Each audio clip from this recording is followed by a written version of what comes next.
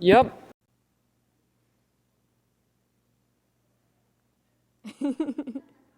Well, that works out because the art that I had on there was actually a glitch-themed Menhera design I did with a collab with a friend of mine. So this is on brand.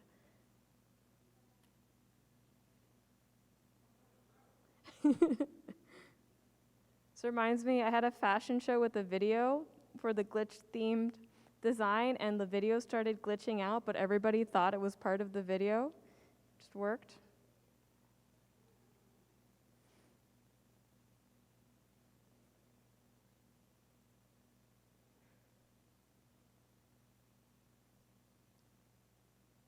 Hello, darkness, my old friend.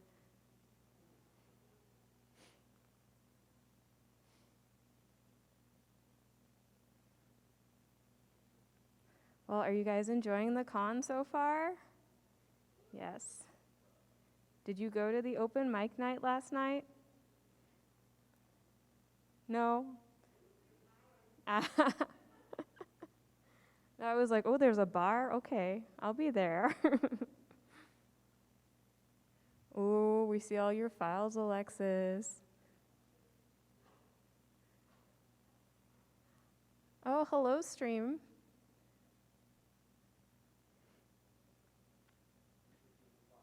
Okay, I will stay here. You're fine. This is a Menhera panel. We're all about love and acceptance.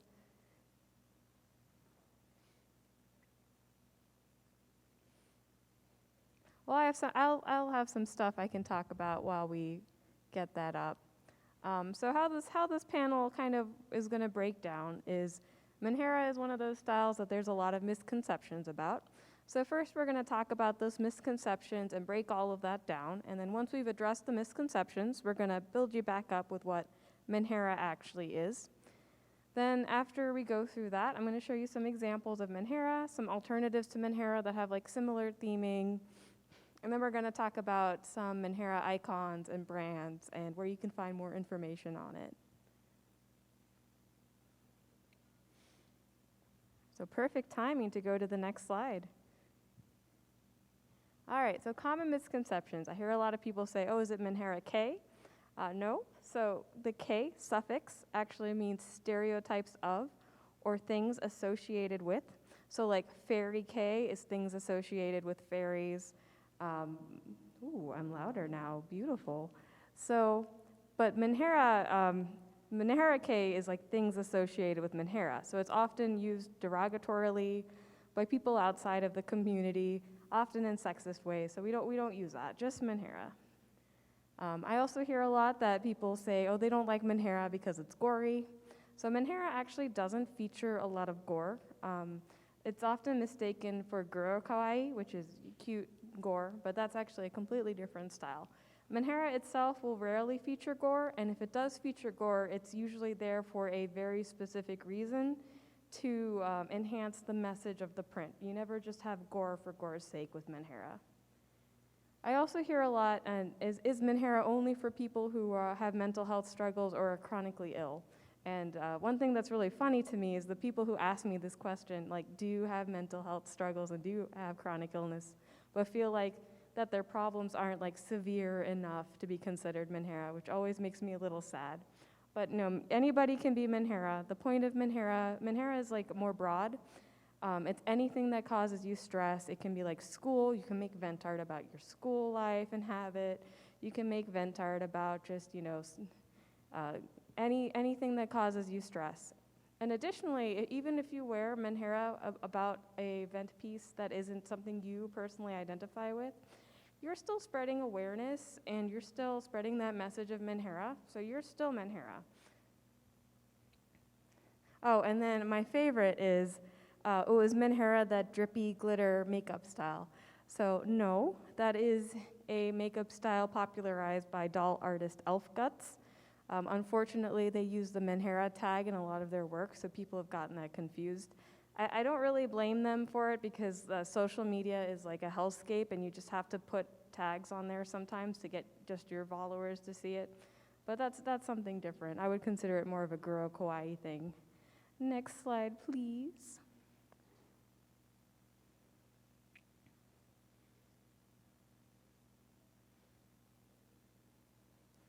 Slide master, Alexis. Yeah, I think.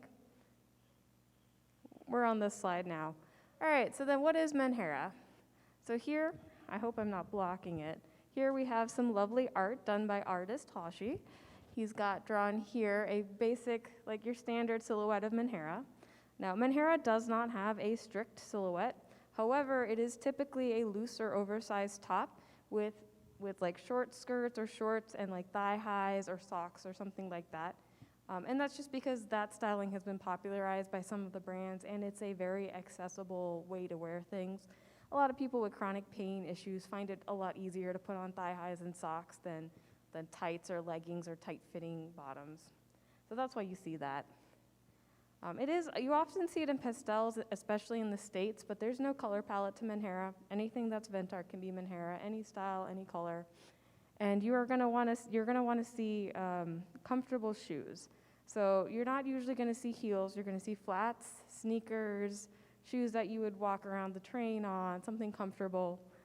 You do have a little leeway here, like platforms are something that I wear with Menhera often, but I consider that a comfortable shoe. But you're not gonna come out in your stilettos with Menhera. And you do see a lot of medical aesthetics like pills, hospitals, nurses, particularly in the West, but it does not have to feature those aesthetics. It can just be Ventart about something. It doesn't have to have anything medical related on it at all. And you also will usually see simple hairstyling. You don't often see wigs, but you can use wigs with Menhera. You're gonna wanna go for something a little more simple. It does not have to be natural colors. You can go with your pastel colors, but you're probably not you wanna save your Hime Gyaru wigs for a different look. And the accessories, so this was the part that I had the hardest time with coming from Lolita into Menhera, is you usually do not want many accessories. You want like 1 to 3 accessories that tie in with the theme of your print. And that was very difficult for me, as I'm sure you guys are thinking, I have 3 bows on my head right now. How would I make a whole coordinate with only 3 accessories? But yes, with Menhera, everything is more deliberately picked. So you're gonna have less, but what you've picked really should tie in with your theme. All right, next slide again. So here, this is my favorite Menhera person. As far as coordinates go, I think that what my friend Cupcake Vice here does is like the perfect like middle of Menhera. Like everything she does is so perfectly Menhera. And I love too that here you see both of these outfits.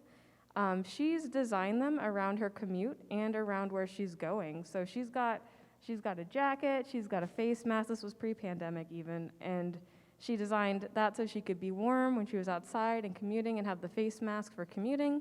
But then when she got to the con, she could take that off or put it back on, however she felt. And same with the other outfit here. It's meant for traveling. Her outfit includes a cute cherry cheesy tote bag. They're all very, very practical outfits, but still like so well put together that every piece of it lines up with the theme she's going. So I love her stuff so much.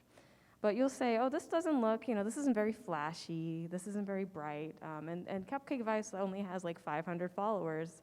And that's because Menhera is not a flashy style, and those sorts of things don't make good photos on news articles or pop up in your timeline as much. But this is what you would kind of see as your standard Menhera. Next slide, please. So I hear a lot of people get confused with Menhera and Yami Kawaii, and that's completely reasonable. There is a ton of overlap between the two styles. However, they are different. So the important thing is Menhera is not just an aesthetic and not just a style. Menhera is a whole community of activists and people with chronic health and mental health issues, first and foremost. So there's that big community. Some of them may wear Menhera fashion, but most of them might not. Some of them may do Ventart. But the fashion is something that evolved as a side piece out of the community. Yami Kawaii, on the other hand, is an aesthetic, is primarily a fashion. Yami Kawaii is also typically dark colors and is more about using cuteness with edgy motifs. So dark motifs with cuteness to like have that contrast. And it doesn't necessarily have to be medical. It doesn't have to be Ventart. And it could also be just for like shock factor, and that's fine. It's Yami Kawaii for you. So, but when you're looking at your outfits, you can often use both terms to describe your outfit. I'll also add here, in the West, we tend to have very strict definitions for our styles, so that we kind of want everything to fit neatly in the box. But in Japan, they use the terms a little more loosely. So even something like yami kawaii, what you would see as a typical yami kawaii outfit just in the last 4 or 5 years has changed a lot. Next slide, please. So here I've got an example of Menhera versus Menhera inspired. So both of these people are wearing basically the same items, but one of the outfits is Menhera. It's that practical style, loose fitting, easy to wear clothing, simple hairstyling, and the other is Menhera inspired. So this second one is from a photo shoot me and Toshi did, where we did an art book on disassociation. So we wanted to like go really, really deep and also let Toshi express herself with her own art style and have all of that together. And since it's for a photo shoot, we're not walking around. It doesn't need to be practical. So we did something more Menhera inspired. And it's totally fine to do Menhera inspired versus Menhera. I tell people, don't try to fit into the Menhera box. Instead, find a way to express yourself. And once you're happy with your outfit, then go back and see if it applies to the other styles. Call it Menhera inspired, call it whatever other style it is. But first, it should be about the outfit that makes you happy. Next slide, please. And here is Menhera fashion versus Menhera art. So Menhera fashion is the clothing. Just like Lolita, it is clothing and not a costume or an outfit. And the clothing has the accessibility first and foremost points. However, the art has no limitations on styles, motifs, colors, anything. So like I've got a completely naked lady here, so she's got no clothing on at all, definitely not wearing a fashion. But this is a vent piece, so it becomes Menhera art. Next slide, please. So I get asked a lot about, okay, well, what do you do about triggering content in Menhera? And there's a couple, it's kind of it's a little bit, you have to be a little bit careful with the triggering content. Because on the one hand, the point of Menhera is to take outsiders out of their comfort zone and say, hey, as a society, we're ignoring these problems and we need to pay attention to it. So a little bit of it is like trying to spark conversation, trying to like get outsiders to, get people to think and say, oh, you know, I see this vent piece and now I'm remembering that this is an issue. Maybe I should do something about it. I should make sure people in my life are doing okay, sorts of things. Or maybe they'll have a conversation with you and they'll say, like, I get a lot with the anxiety angel, I have people say, oh, it says I hate myself and I want to die. Why does it say that? And I'll explain, they're like, do you actually feel that way? And I'll say, no, those are intrusive thoughts. And this is why I've got the piece like that. And they go, oh, okay. And then they understand that struggle a little bit more. That said, I do recommend, especially on social media, if you are worried that something might be triggering, just put a content warning on it. It's super easy, super simple to do. People will put 2 images, and the first image might be blurred, second image will be there. I will warn you, some people mistag like fresh self-harm scars with Menhera, so that is not Menhera, that is people misusing the tag. However, scars from self-harm or otherwise, I do not consider those triggering materials, and because those are just, people have to live with that every day. It should just be treated like any other scar. It shouldn't be considered something that you feel like you have to hide or you have to put a trigger warning on, because it's just like you are just living your life with that. And again, Menhera is not for everyone. It is, if Menhera is something you are interested in, there is a Menhera for you. But if it's not something you're interested in, that's okay too. There are many ways to self-express, and you don't have to feel like you have to make something fit Menhera. All right, next slide, please. And again, medical motifs do not equal Menhera necessarily. Here we've got Iroke and Guro Kawaii, some other very fun styles of medical motifs. Next slide, please. Oh, yes, and no, there is no such thing as Menhera makeup. Actually, I recommend for most people to not wear makeup with Menhera or wear very light makeup, because makeup can be inaccessible for people with skin issues, with chronic health issues. So yeah, look at that. Look at my lovely face there. That was a while ago. I was so young and innocent. Next slide, please. However, a lot of people like to use Byojaku makeup, which is kind of imitates a red puffiness around the eyes, like you were sick or you had just been crying. And this is a more subtle makeup style, and it's not limited to just Menhera. However, when you see Menhera and they have makeup on, this is typically what you'll see. And I do on FY Menhera, so this is from the FY Menhera's YouTube. They have this up there. And on their Tumblr, they changed their name. They're Menheratic now. On Menheratic's Tumblr, they also have a tutorial for doing this for darker skins as well. Next slide, please. And then I get a lot of people say, but I do normally wear makeup. And again, that's because makeup is not accessible for everyone. And I give my example here. A couple years ago, I suddenly had developed really bad chronic pain issues, and I suddenly was unable to wear a lot of my wardrobe. But I could still wear most of my Menhera wardrobe because it had all been designed for people with disabilities and chronic pain issues first. And so I had a sudden time where I can't wear anything, and I've built my whole personality around wearing all these things, but at least I still had that piece of my wardrobe. All right, next slide, please.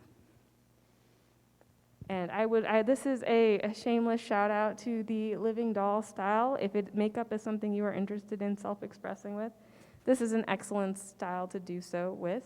The whole point of it is about turning yourself into a canvas. I consider it a kind of a sister style to Menhera, since a lot of the theming of it is the same, though the execution, of course, is completely different. I just find that interesting. Next slide, please. All right, now we're on to the Menhera community itself. One more slide. So this is menhera.jp. So this is the primary Menhera community. And you'll say, that just looks like a news site. I don't see any motifs or art on there, and that's because the Menhera community is first and foremost an activism community. So here on menhera.jp, you'll find people organizing for different activism causes. You'll find them putting together art exhibits or music events, and a lot of just little vignette stories of people dealing with chronic health issues or venting, just writing out their story in a little blog post. It's really very lovely. I do highly recommend you check out the site. Google Translate does okay. And Menheratic on Tumblr will translate some of the more important articles off of this site and have them up in English for you too. Next slide, please. This is Menhera exhibit. So this is one of the main starting grounds of Menhera as art and fashion. This is an exhibit that's put on by AO Uni, and I've got their Twitter link up here. And it gathers a bunch of Menhera artists from Japan, and just has their work in a showcase. And you can see some Menhera-chan there as well, who we'll talk about a little later. Menhera-chan also got their start kind of in this Menhera exhibit. Next slide, please. So, I need to update this. Okay, well, FY Menhera just recently changed their name to Menheratic, but I think if you type in FY Menhera, it still redirects for now. This is your primary source for English on Menhera. They have people who know Japanese very well, who translate articles, who keep up with the shops. They also they have a shop list that includes the Japanese brands, some of your Western indies, and the Taobao brands. Menhera artists can often kind of pop up and pop out because the people who are making the art have mental health issues and chronic health issues. So that shop list, having that, which is updated so frequently, is very, very helpful, because sometimes those brands are only around for a few months and then they're gone again, and you need to find a different brand to look at. And they also have a lot of tutorials and DIY with Menhera and styling, the makeup, all sorts of things like that. Very, very excellent resource.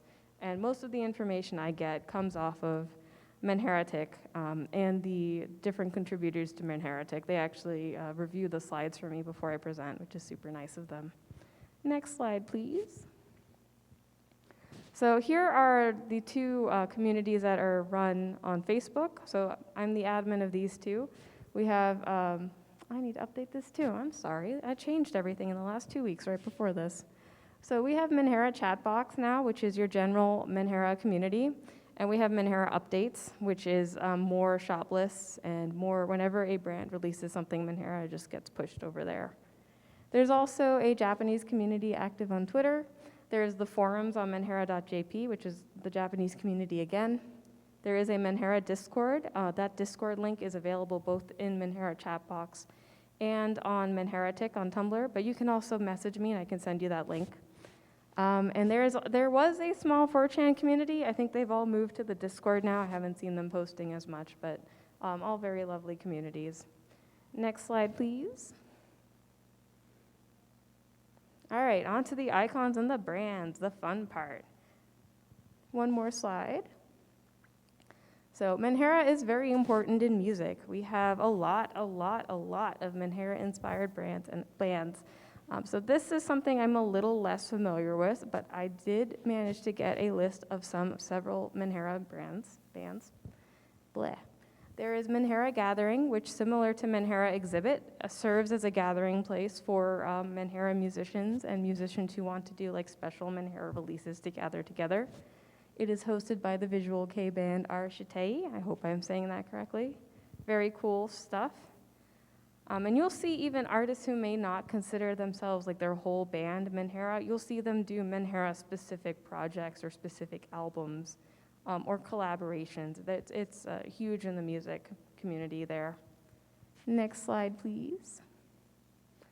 All right, this is Kawao Yasumi. She is considered the grandmother of Menhera fashion, and there is no single person who made Menhera fashion. It evolved out of the Menhera community, just from people making vent art, and then other people being like, oh, I like that vent art you made, put that on a shirt for me. It just very naturally evolved. However, the common styling of the oversized tops with the thigh highs, that is because of Kawao Yasumi. She started styling models in photo shoots in that way, and that just became super popular and took off with the Menhera community. And she does a lot of Menhera art, and she's also done design work for a lot of brands. Next slide, please. So here is some of her artwork. I love her artwork so much. It's so good. And she does a lot of different styles. Here you can see she's got a collab with Menhera-chan as well. And she's a little more, I guess, a little more in the gore, a little more edgy, a lot of her art, but she also does like just general yume kawaii art that's very lovely too. All right, next slide, please. So this is Menhera-chan. If you've heard any Menhera icon, you've probably heard about Menhera-chan. Menhera-chan is a satire. That's a satire of the Magical Girls series. It features warriors who transform by wrist cutting, though I think they don't do that anymore in the manga. And it was a vent art created by Izaki Bizoko to kind of to take in Japan. There's this idea that if you're cute, if you're kawaii, then you must not have any life problems because someone who's cute clearly can't have any problems going on. And on the other end of that, people would sometimes go dress in kawaii to ignore their problems, say, well, I'm kawaii now, so I can't have problems, and I'm going to ignore those.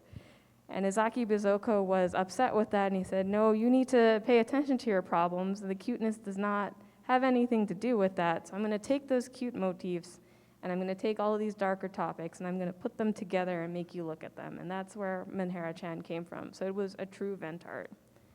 Next slide, please. So that said, this is the creator, Izaki Bizoko. He has done a lot to make Menhera more accessible. Now, he's also done some things that have annoyed the community, which I'll get to. But he has done collaborations with Listen Flavor and AC/DC Rag, which is how a ton of Westerners got their first Menhera pieces, from AC/DC Rag and from Listen Flavor with his collabs. He is an open gay man living in Japan, which has a lot of struggles. And he was the illustrator for BuzzFeed's LGBT section as well. Next slide, please.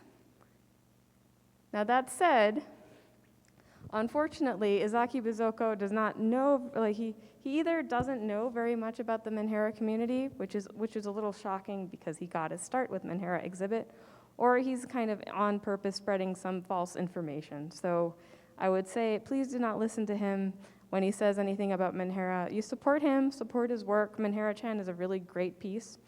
But if he says something about Menhera, don't listen to him, it's wrong, just ignore him. Next slide, please. So this is the second most popular Menhera-chan. This is brown hair Menhera-chan. She started out in Line Comics, and it's kind of showing how somebody living with someone who has mental illness, kind of just little vignettes of that. So this is Menhera-chan, the brown-haired Menhera-chan, interacting with her little brother. It became especially popular in China, and if you look up Menhera-chan on Google, you may sometimes see more images of her than of Izaki Bizoko's Menhera-chan. Regrettably, when the manga finally started, they went for the more like stereotype crazy girlfriend Menhera, so that was a little sad. But the line comics are still very good. Next slide, please. And this is Pomu. Pomu is the creator of Menhera-chan. She posts mostly on Twitter, so that's where you can follow her.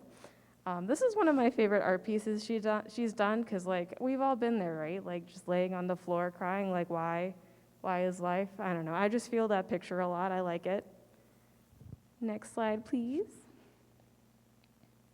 So you might have noticed, everything seems to be named Menhera-chan. Why is that?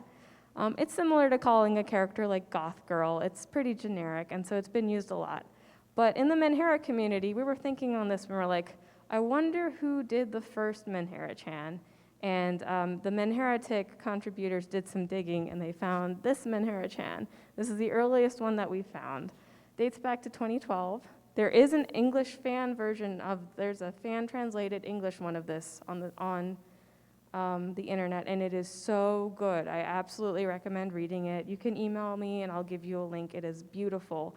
It features Menhera-chan, who's a character who struggles with mental health and illness a lot, and then there's also a second character, Byojaku-chan, who is a character who has a lot of physical and chronic health issues, and it kind of has these two interacting with a third character who's like the straight man, right?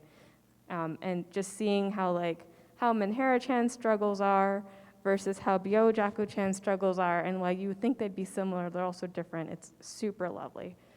Unfortunately, the original author died recently. We're all very sad about that. Next slide, please. So here are some of the comics. You've got Byojaku-chan here, Menhera-chan here. You can't quite read it, but on Byojaku-chan's slide, the joke is Byojaku-chan is going over her morning routine of medications, and it's so many. And if any of you are people who struggle with chronic health issues, you may have a similar setup for your morning getting ready. Whereas you've got Menhera-chan here, and Menhera-chan's friend is trying to encourage Menhera-chan to go out and do something fun. But Menhera-chan has come up with more and more elaborate and dark reasons for why she can't do that thing because something terrible might happen. And it's a little funny how crazy they might get to someone who's an outsider, but to her, those are things that she is really worried about. Very lovely comic. Next slide, please. So here's Nemutai. Nemutai is a Menhera brand that's been around for a while. As I mentioned earlier, a lot of Menhera brands are kind of come in and out and aren't super reliable necessarily, or only around for a short time. So it is pretty notable when a brand has been around for a while. Nemutai also does what I consider my favorite Menhera color scheme and styling, which it's simple art, black, white with splashes of red. I love it. I just love it. They also do a lot of depression-themed work. And they were also something that was more accessible to the West because they sold out of Village Vanguard, which shipped worldwide and was more widely used in Europe especially. Next slide, please. So this is my favorite Japanese designer. They're a little different. They're more of Menhera inspired, but their work is absolutely vent art, and I love them. This is Blah Blah Hospital. As you can see, their stuff looks almost like it's just thrown together, and there's like rapid vent art text on everything, and it's just all these layers of fabric. I love it. I love it so much. It's very DIY style, very one of a kind. They used to have a shop in the UK, actually, so there's also a brand that became more accessible to the West for that reason. Next slide, please.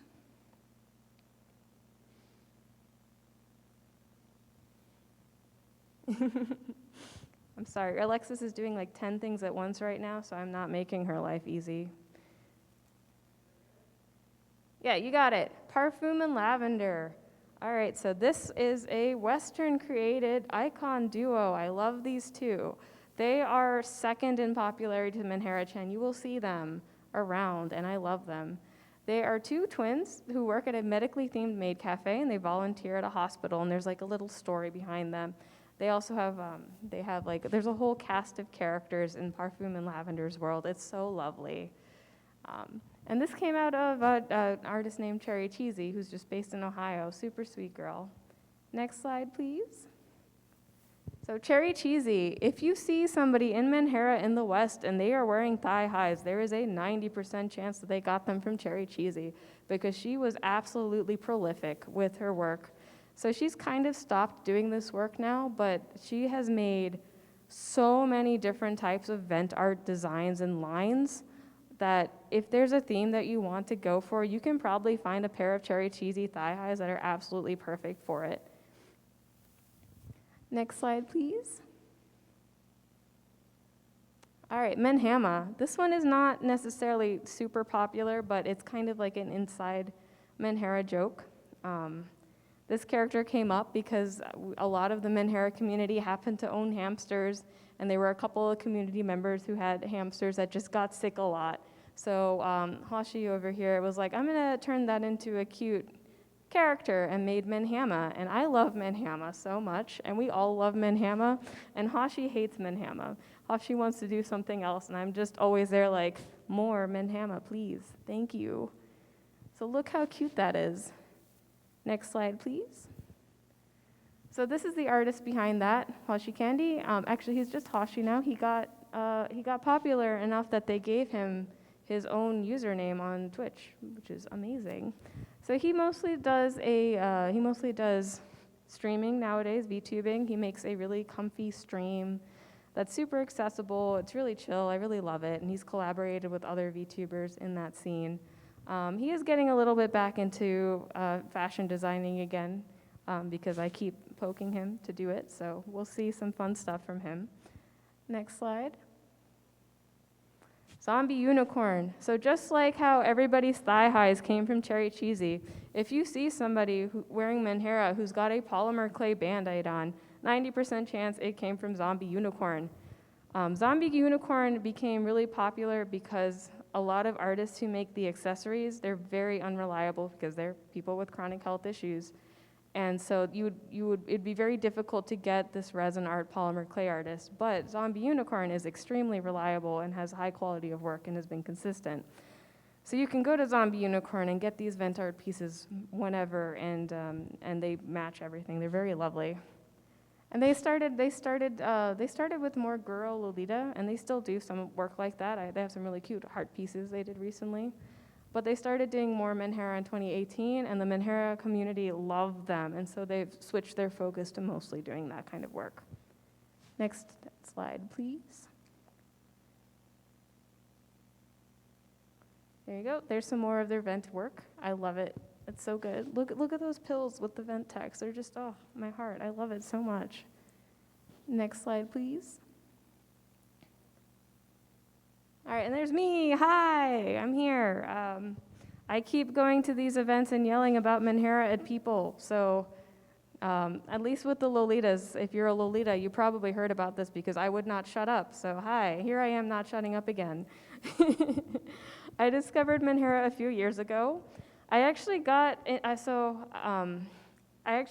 it first from misinformation. Somebody told me it was decora with dark colors, which is absolutely not.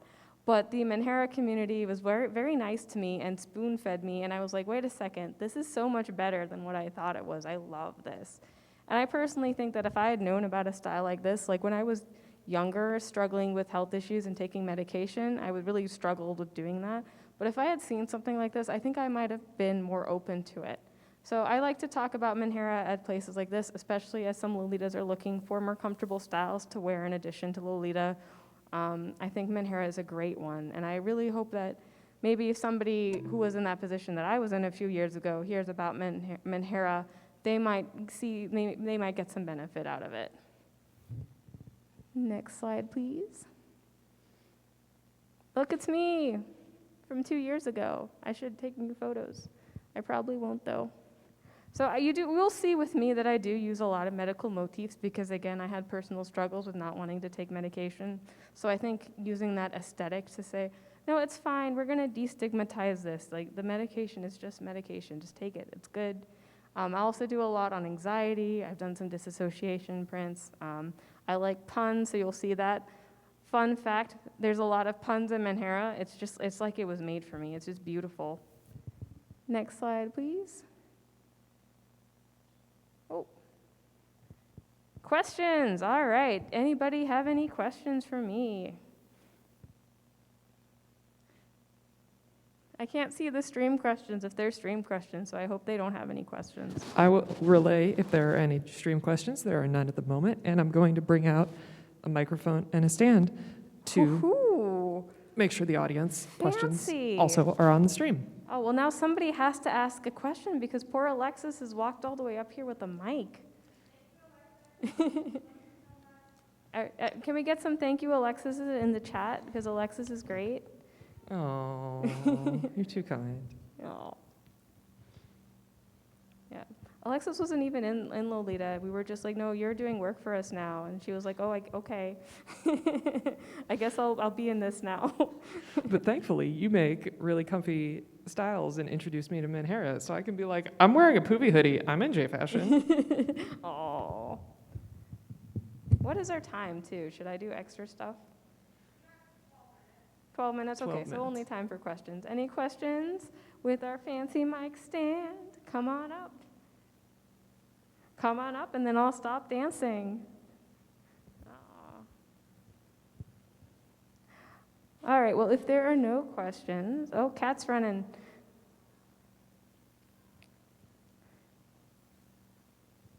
I'm taking one for the team. What is your favorite part of the design process? If you didn't already say that, because I definitely did not miss most of the panel. No, I did not. Oh man, that's difficult. I like the design process, all of it's fun. It's the like making process I hate. I don't know, I guess like, so there's like a point where when you've got the concept and you're trying to get the concept into your art properly. And there's a point where it starts out looking like terrible, scribbled crap, awful. But there's a point where suddenly it just becomes like the base of the concept is there.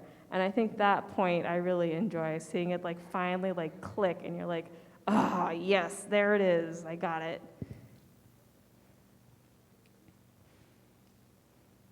Any more questions? All right, well, I will let y'all go and get more swap meet goodies if that's still going. I will be at my booth eventually, and you can ask me more questions there or shoot me an email and I can send you these slides or anything else. Thank y'all so much for attending. Okay. I'm gonna not trip on the stage this time.